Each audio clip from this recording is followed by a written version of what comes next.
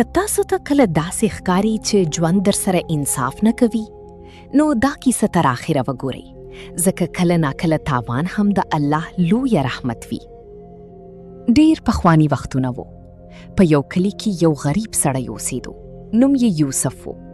هره ورځ به ځنګل ته تلو، لرګي به یې وهل او بازار کې به یې خرڅول. کور کې یې ښځه فاطمه او 2 واړه بچي وو. خوراک به کم وو، خو شکر به یې زیات وو. یوسف په تل ویل، الله چې سرا کوي په هماغه کې خیر وي. یوه ورځ چې هغه ځنګل ته لاړ، اسمان تور شو او ناڅاپه زور باران شروع شو. ټول لرګي یې لمده شول. هغه خپه شو، خو بیا یې ویل، دا هم د الله خوښه ده. بازار ته لاړ. خلکو یې لرګي نه واخیستل.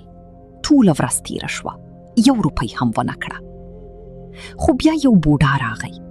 هغه ویل، زه حکیم یم، دا لمده لرګي ماته ډیر کار راکوي. او هغه یې په 2 چنده قیمت واخیستل. یوسف خوشحاله کور ته لاړ. خو بله ورځ یې زړه کې وسوسه راغله، که زه خپله لرګي لمده کړم. خو سمدستي یې ځان ته ویل، نه، دا دوکه ده. په ځنګل کې ډاکوګان راغلل، خو یوسف د هماغه بوډا حکیم مرسته وکړه. خپل کار یې پریښودو، خو انسانیت یې انتخاب کړ. حکیم ورته جادووي تخمونه ورکړل. کله چې تخمونه وکرل، په یوه ورځ کې بوټي راشنه شول، او بیا پکې داسې میوې راغلې چې دننه یې قیمتي کاڼي هیري وو. یوسف ناڅاپه شتمن شو، خو هغه غرور ونه کړه. کله چې کلي کې اور ولګید، هغه خپله ټوله شتمني خلکو ته ورکړه. خلکو خیران شول او هغه نور هم عزتمند شو. وروسته هغه بیا غریب شو، خو زړه کې یې سکون وو.